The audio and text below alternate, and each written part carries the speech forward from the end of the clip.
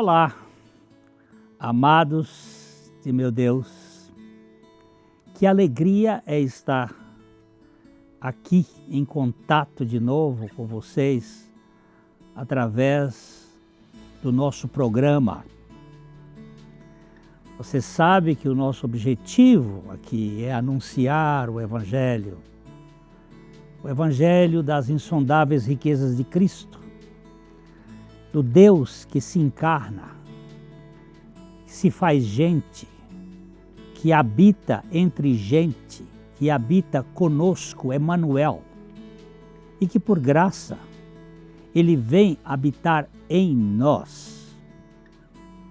Os links estão aí na tela da sua TV, youtube.com/PIBLondrina1, facebook.com, programa Café e Fé, tudo junto. Você pode ser um aliado nosso, nós contamos com a sua participação, com a colaboração para que esse programa realmente se mantenha. Nós contamos com as suas orações diante das lutas que enfrentamos e que divulgue para que um grupo maior de pessoas tenha conhecimento deste Evangelho da graça de Deus.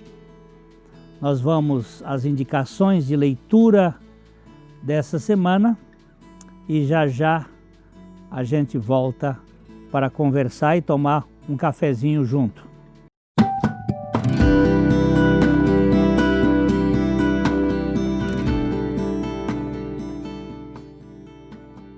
Então, nós estamos aqui com um livro bem interessante, Escravo, uma cruz, John MacArthur, e é um livro que fala desta palavra que hoje a gente até foge dela, ser escravo.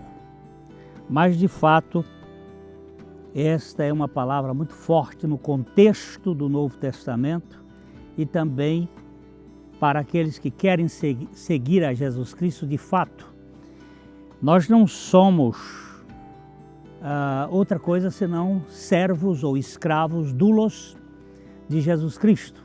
Ele nos comprou com um alto preço e nós não o seguimos de maneira sem um comprometimento real. De fato, a palavra Senhor implica na ideia de escravatura. Jesus era o Senhor, não o Kaiser, o César, mas Ele é o Senhor. E este livro certamente vai lhe fazer um rebuliço, porque ele trata da necessidade de um cristianismo em que nós olhamos Jesus Cristo como o Senhor das nossas vidas. Você vai ter uma boa leitura e nós oferecemos essa oportunidade de você conhecer um livro que pode lhe ajudar muito a ser um servo, um escravo de terceira categoria no reino de Deus, como Jesus foi.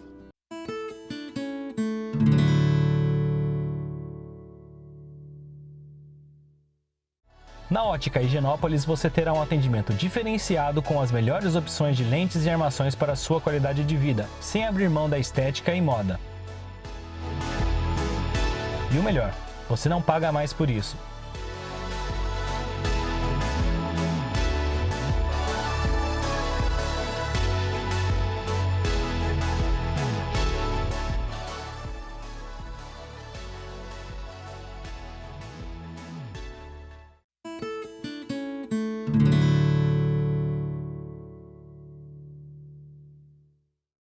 Hoje nós queremos falar um pouco sobre o Cronos e a cruz.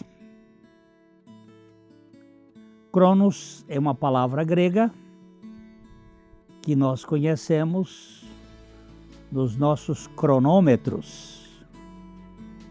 É um medidor de tempo.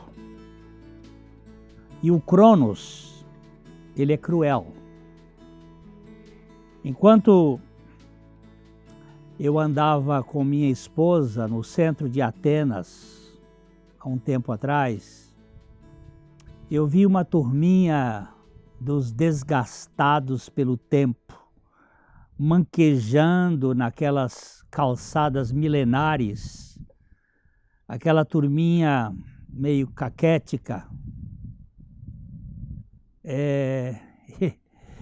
Entre monumentos da história e a história dos mancos que Cronos havia feito, a sua cronificação, não podemos dizer muito, só podemos dizer: Cronos é cruel com a carcaça da gente. É terrível as marcas do Cronos em nossa carne e horrível as dores em nossos ossos. Eu sinto já profundamente as marcas do Cronos nas minhas articulações. Cronos, na mitologia grega, é o mais jovem dos titãs, filho de Urano, o céu estrelado, e de Gaia, a terra. Cronos, o rei dos titãs, é o grande deus do tempo, sobretudo quando este é visto em seu aspecto destrutivo, o tempo inexpugnável que rege o destino e tudo devora. O tempo envelhece, o tempo enruga, o tempo faz com que as coisas se desgastem. É isto. Ele consome tudo com seu passar cadente. Ele pode até ser lento, porém é extremamente cruel. Ele é duro, ele é pesado.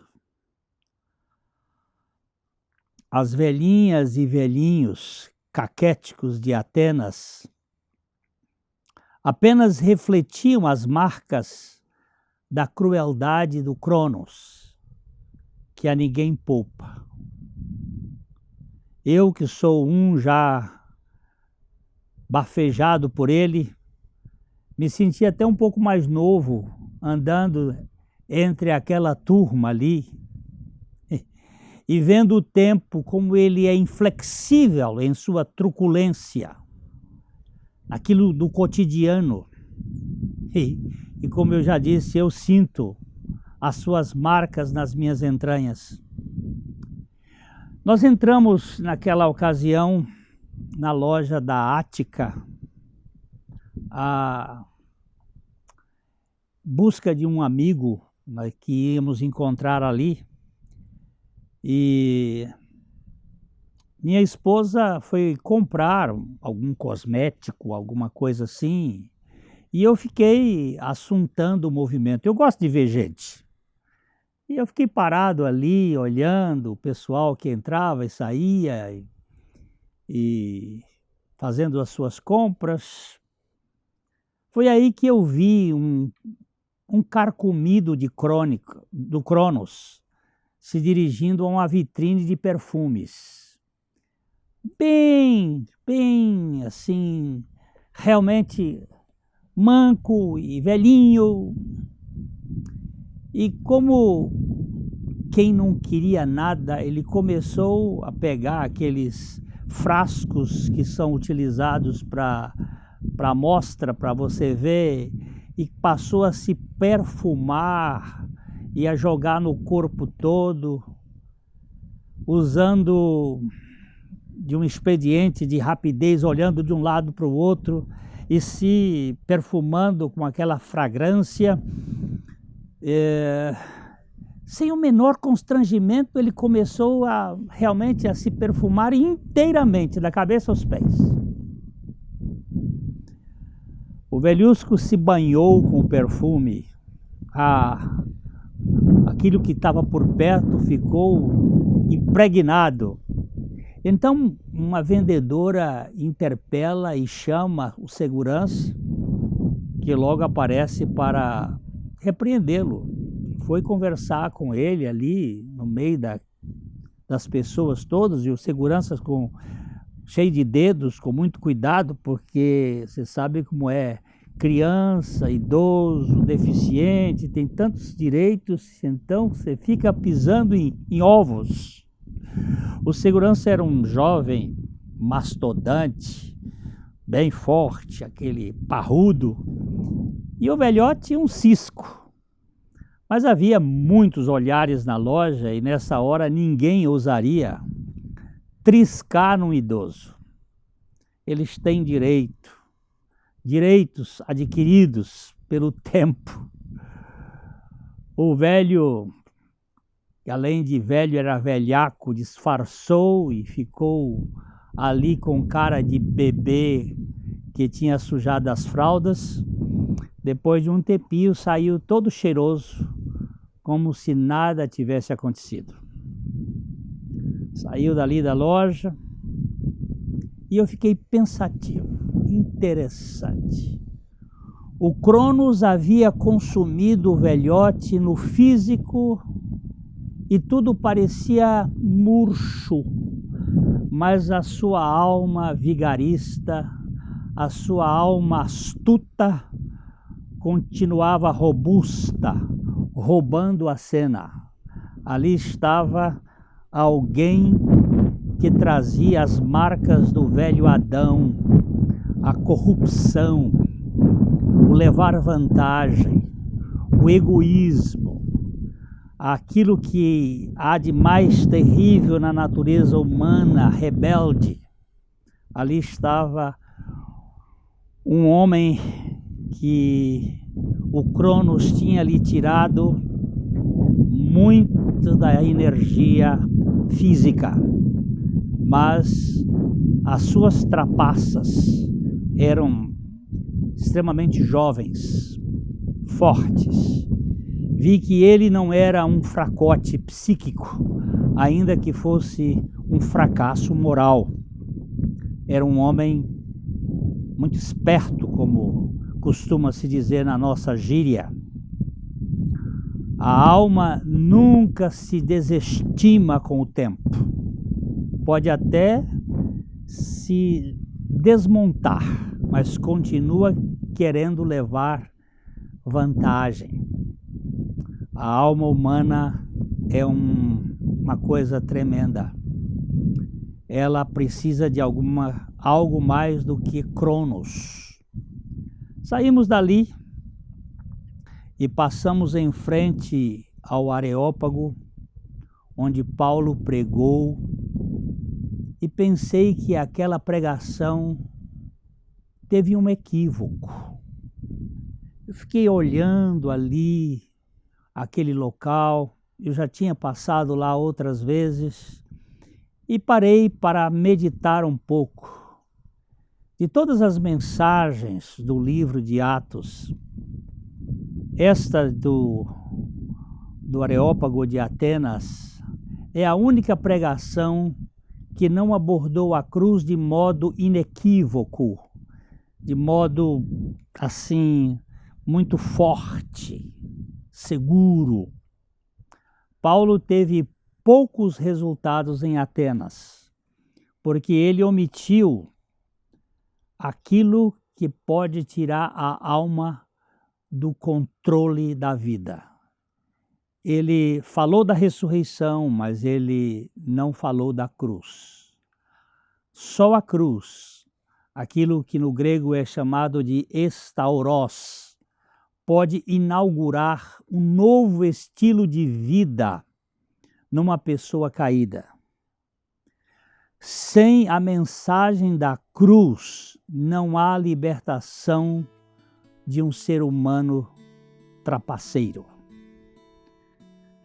Não há possibilidade de mudar essa natureza a não ser através do estauros, da cruz, não na cabeça, como a cruz da surucucu cruzeiro, que é uma serpente que tem uma cruz desenhada na cabeça, mas a cruz internalizada no coração. Nós vamos ter uma paradinha aqui rápido e já já nós voltamos.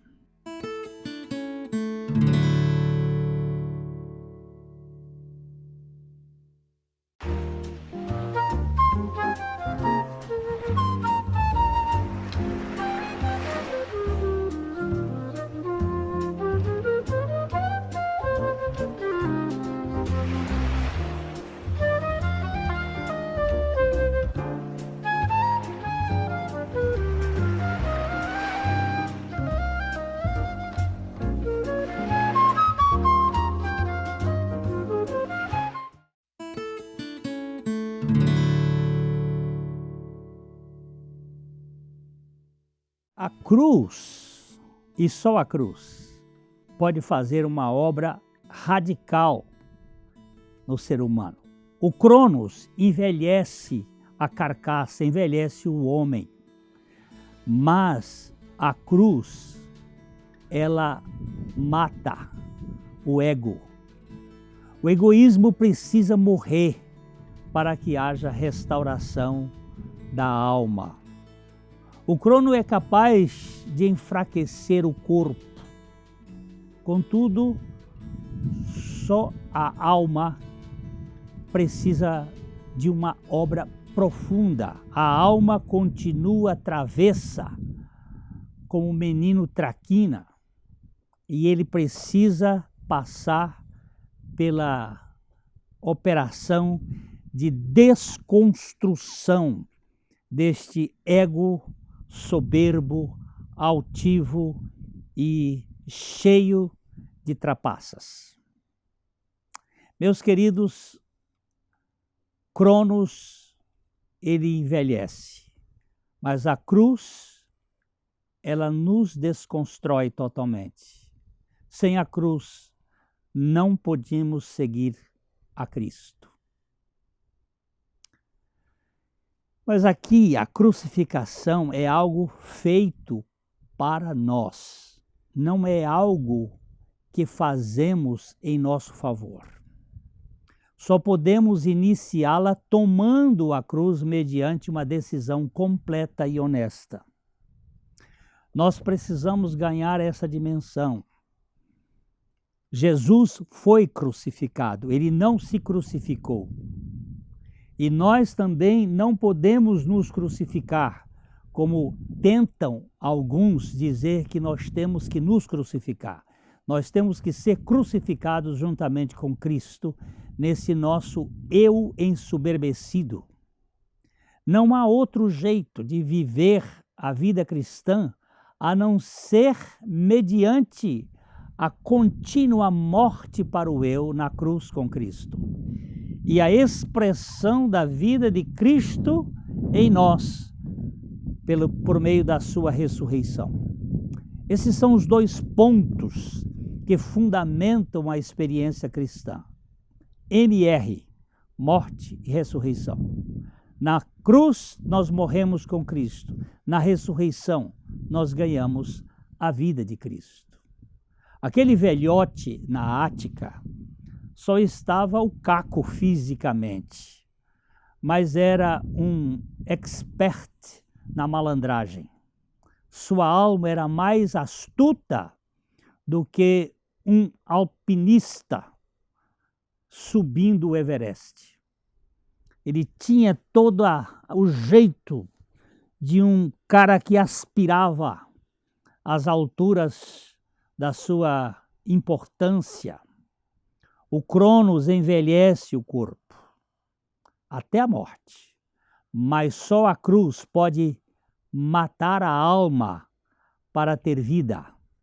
Precisamos da cruz na nossa alma diariamente. Eu careço levar o morrer de Jesus dia após dia. Jesus disse aos seus discípulos: vocês querem ser meus discípulos? Então tome a sua cruz dia a dia. O apóstolo Paulo, nos diz em 2 Coríntios capítulo 4, verso 10, levamos sempre no nosso corpo mortal a morte de Jesus, para que também a vida dele seja vista no nosso corpo. Essa versão bíblica eu gosto, que ela é muito interessante. Levamos sempre no nosso corpo mortal a morte de Jesus. Não a minha morte que o Cronos carrega, mas a consciência de que eu fui crucificado com Cristo e que só em Cristo eu experimento a nova vida. O que significa para mim estar crucificado? Penso que a resposta resume-se magistralmente nas palavras com as quais a multidão referiu-se a Jesus. Fora com ele, fora com ele. Este é um pensamento de Watchman Nee, um pregador chinês que viveu até 1972. Ele dizia com muita propriedade que o que significa de fato ser crucificado é fora comigo. Eu preciso estar fora deste palanque, eu preciso estar fora deste lugar de destaque, desta passarela onde eu quero chamar a atenção. Fora comigo, eu preciso morrer juntamente com Cristo para o meu egoísmo interesseiro, para o meu egoísmo cheio de jogadas espertas para levar vantagem sobre o outro, para me distinguir, para que eu me torne alvo das atenções e dos aplausos. Aqui é que está o grande problema. Este ego ensoberbecido. Há um pensador inglês que disse o seguinte: o cristianismo tem um segredo desconhecido pelos comunistas ou pelos capitalistas: como morrer para o eu. Este segredo torna-nos invencíveis. Este é o segredo que faz com que você não tema a morte física, nem os maus tratos, nem as perdas, porque já morremos com Cristo e Ele é a nossa vida. O Cronos pode desgastar-nos nos nossos corpos, mas só a cruz pode nocautear de vez a nossa alma. Sem a cruz, o eu é incorrigível. Alguns acham que a educação pode mudar o ser humano. Não. Ela pode ajudar a ter compreensão dos fatos. Mas nós vemos, por exemplo, que os crimes do colarinho branco, normalmente, esses crimes são feitos por gente muito bem estudada, por gente culta, por gente notável.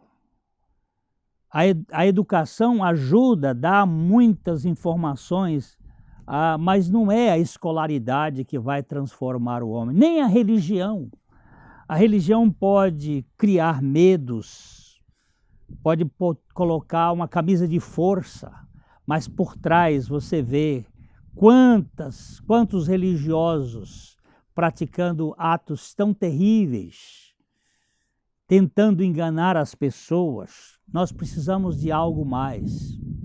Maria, a irmã de Lázaro, trouxe um vaso de alabastro contendo um perfume precioso de muito valor, mas este vaso precisava ser quebrado.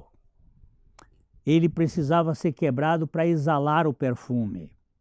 Para termos aroma suave diante de Deus, nós precisamos ser quebrados e derramados.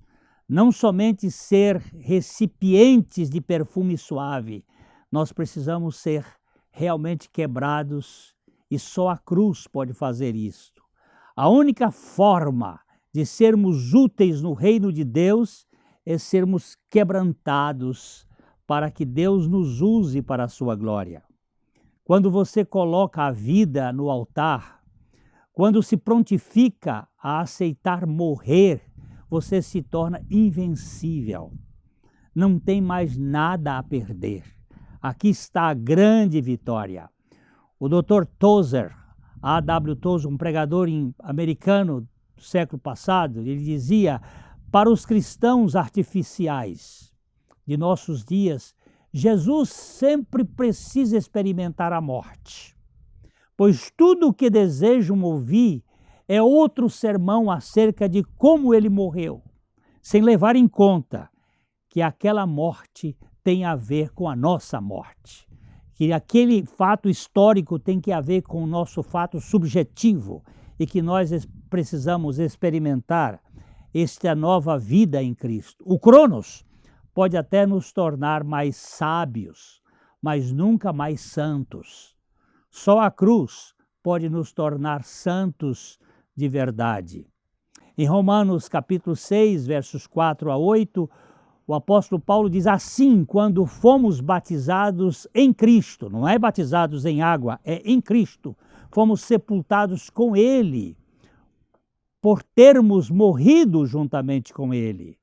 E isso é para que, assim como Cristo foi ressuscitado pelo poder glorioso do Pai, assim também nós vivamos uma vida nova. Pois se fomos unidos com Ele por uma morte igual à dele, assim também seremos unidos com Ele por uma ressurreição igual à dele. Pois sabemos que a nossa velha natureza pecadora já foi morta, já foi crucificada com Cristo na cruz, a fim de que o nosso eu pecador fosse morto e assim não sejamos mais escravos do pecado. Pois quem morreu fica livre do poder do pecado. Aqui está. Se já morremos com Cristo, cremos que também viveremos com Ele.